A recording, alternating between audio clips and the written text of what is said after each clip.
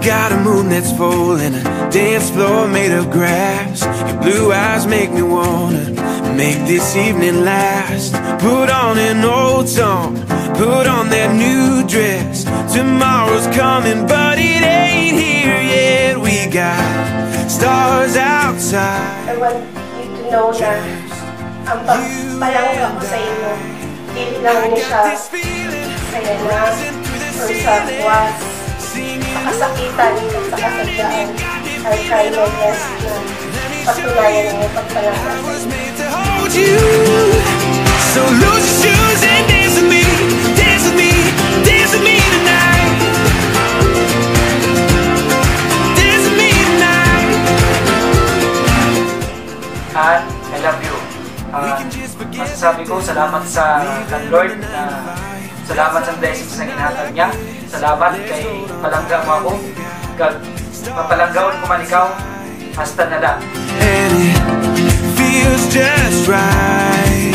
I got this feeling rising through the ceiling, singing, ooh, darling, you got me feeling alright. Let me show you I was made to hold you.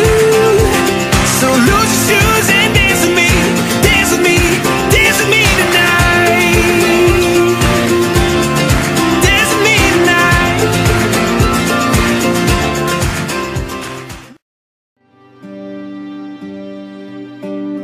Oh, my love, my life, always you and I, steady as we rise, be forever mine. Kung matapos nato sa akong advice, alam ko ang pag-upo nyo, bago pa lang kay halos pamilya ko ni Yosen, pamilya, ato ko permi sa iyo. Kilala ko si James, mo lang ana, dili ko pa kabisado. Ana, ayaw pag-expect na si James pareho ni Papa mo. Ma-upod ka mo, ma-adjust ka mo sa kagusan. Dako-dako na bagay ang adjustment. Kasi nadakuan mo si Papa mo, base maging ehemplo mo si Papa mo para kang James, maiwat yon kay si James, iba man ang gidakuan ng pamilya. Kaya dapat mag-adjust ka mo. Amo man sa mo, James.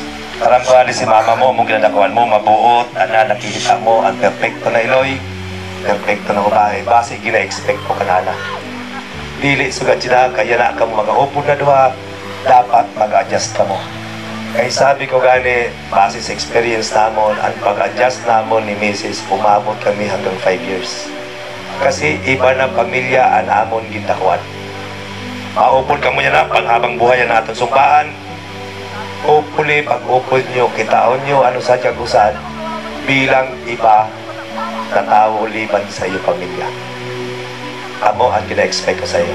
Kag hopefully sa mga gina-advise ko, hindi nyo lang masaisip, may sa puso nyo, dakoy na nabulig. Tandaan nyo, magmamahalan na sana dili nyo makalimtan, maskin busy na kayo kamo sa iyong mga anak kag sa iyong mga trabaho. Anduha ang pasensya. Kung urit ano saan babae, anay ayaw aning pagpatuloy. Although masakit, lalo na sa aton mga lalaki kung may pride, ipakumbaba para lang sa aton pamilya, James. Amo man sa iba na. Ang pinaka-importante sa tanan, respeto. Kasi aram nyo man kung nakikasakit sa buot sa iyo kaupon, maging sa nasawa nyo, dili nyo nahihimuon. Kasi aram nyo, mag-aaway lang kamo. Kung may respeto sa tiyagusan, maiiwasan ang pagsuway. Pero pag nagsuway, sabi ko gani, advice ko, una nyo lapidi ang mga ninong kag ninang nyo. Wala pa ako nakita na ninong kag ninang na nag-advise para magbulang. Tanan ina, hihimuon para mag-upod ka mo. Kag-aram ko man, mag-upod ka mo niyan. Isad na mga advice ko sa iyo, arin yung mga ginikanan. Hindi na maiwasan, maski aram kong trabaho na James, minsan pinansyal. Sa mga ginikanan, pa-advise ko sa inyo na kung pwede, lalo na na-survive na nato, napadako nato sila sa mga maayo, may tukdok sa indan, mga diskarte, kung paano nahimo ang pinansyal na bagay sa pamilya. Isad po na role ina sa mga ginikanan. Hopefully sa ilang duha na akong mga gin-advise, dili lang niya mapalagpas sa talinga, kundi may sa puso. Nga pumisa mo man na sila, hindi mo palanggaon. na may honor kag tunay nga pagpalangga hasta na lang. Pagtuon ko sa imo ana pagpalangga na may honor. Dako-dako na bagay kay aram ko ang mga laki isad sa mga ma-pride. Sampul ko sa imo aram ko nagainam ini si James. Timbre ko sa imo pagpalangga na may honor. Kalimitan nagkalala ang away sa mag-asawa kasi nangyayari sa inuman. Maskin gaano ka nakaorit anak sa pagpalangga na may honor, maskin sa diin na okasyon, ayaw pagsiyaki ang asawa mo sa kadamuan sa tao. Lalo magalala ang away nyo. Tuklo antay ko sa sikreto ni Mrs. Akon kung paano pagpauli maskin sakit-sakit ng buot. Maskin masakit-sakit ng buot maana sa pagpalangga na may honor, lambing ang asawa mo. Pag-uli. Mauli na kag mauli kasi mangyari sila mapahambog kay na sa iya mga barkada na kundi na ako nilambing, hindi na ako mauli. Pero ina, masakit-sakit ang buot mo. Pag-abot o galing sa balay dito na awaya, ayaw lang sa kadamuan. Pagpalangga na may honor. Pero James, patro ko sa imo, base gusto mo lang permi magpalambing, mag-ininom ka naman lugod. Kay para malambing ka tuklo ni Mayor. James, pag-asawa, pagpalangga na may respeto. Kasi aram mo kung nga pag-inom mo, ikakaorit ni Ana, hindi mo na ihimon.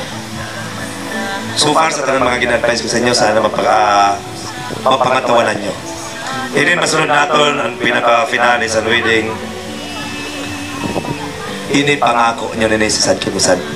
Hindi sa akon, hindi sa iyo mga ginikanang ninong o amiga, hindi sa iyo mga kaorop nila. Magiging pangako nyo ni sa inyo sa usan kag usan panghabang buhay. Kaya sa tanan akong ginakasal, kung pwede may makahuyot anay dili sa bayong kasi ganito ni importante sa enda. Maria Ana, ini nga singsing. Tanda sa akon, tunay nga pagpalangga sa imo. Kusugitin si para makita tinanang sa mata. Sa kalipay man, o kasubo, sa kasaganahan man, o kay waton, sa kasakit man, o kayusan sa aton mga lawas. Kaghasta sano nga aton pag-upod. Ikaw kag ikaw lang. Ang akon asawa. Kasulot sa singsing. Si James. Ini nga singsing. Tanda sa akon. Tunay nga pagpalangga sa imo. Sa kalipay man. O kasubo. Sa kasaganahan man. O kay waton. Sa kasakit man. O kaayusan. Sa aton mga lawas. Kaghastasan o. Kaaton pag-upod. Ikaw kag ikaw lang. Ang akon asawa. Sulat natin sa singsing.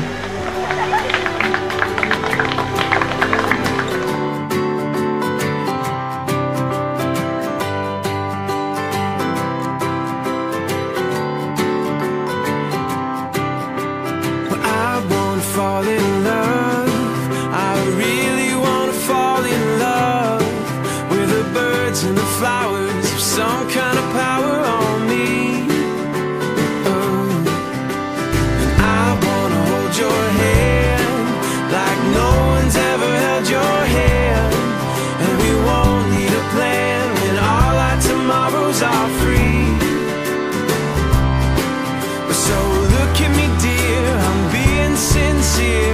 I think you could be the one. So give me your hand and make me your man. Come on, let's give it a run. 'Cause I wanna fall in love. Oh, oh. I wanna see you smile more than just once in a while. So why do you hide it? I'll make it appear you'll see. Oh,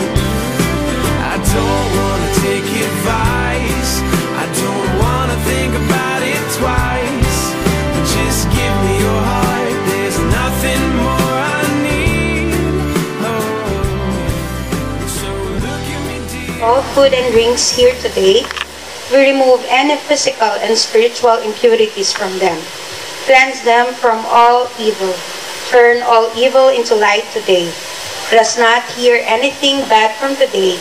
Let us grace-filled occasion. Protect everyone who come to celebrate with the couple. Heal them of any sickness and let them joyful and merry to your glory. Amen. In the name of the Father, Son, and Holy Spirit. Amen. Mga principal sponsors sa pere,